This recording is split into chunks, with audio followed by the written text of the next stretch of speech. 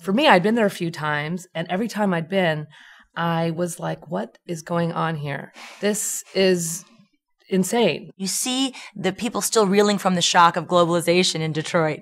Like they didn't get the memo. How did this happen so quickly? I mean, 30 years ago, 40 years ago, we were fine. They never assumed this could happen so soon. And I think that will haunt the audience of this movie. My name is Heidi Ewing. And my name is Rachel Grady, and we are the co-directors of Detropia, which is in the U.S. documentary competition.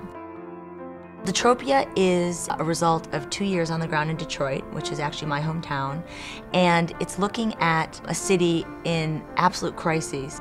It really seems a bit like there's a lot of ghosts there. A lot of buildings look like a war broke out and everyone just left because there's like pot still on the stove, and it really seems abrupt. It seems like, you know, there was an invasion. People just evaporated. And they just evaporated. There was a 1.8 million at one time. Now there's 700,000. And so while it is a place inhabited by ghosts and empty lots and empty buildings, all of that is true, and it's part of the allure of Detroit in some kind of way. Our focus is on those who've remained behind. Who stayed behind? Initially, when we went there, we were just looking for this Phoenix story. We were hoping that there were people on the ground there that were really going to just fix the place. But after spending a couple years filming there and spending time with our characters, we realized that was just a very dishonest story. We just happened across this one wintry night when we were on our way somewhere else to film something else. We saw sort of this flame in the distance, this sort of single flame. There were a group of guys, lifelong Detroiters in their 20s, trying to take down the remnants of an entire building.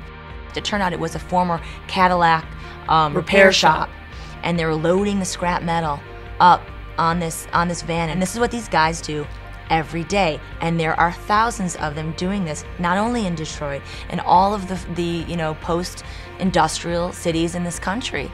You know, we're really thrilled to bring this particular film to Sundance this year. The conversations that are happening in our film are happening in the country right at this very moment. So aside from the fact that Sundance is the premier place to launch your movie, the timing couldn't be more perfect for the themes in our movie.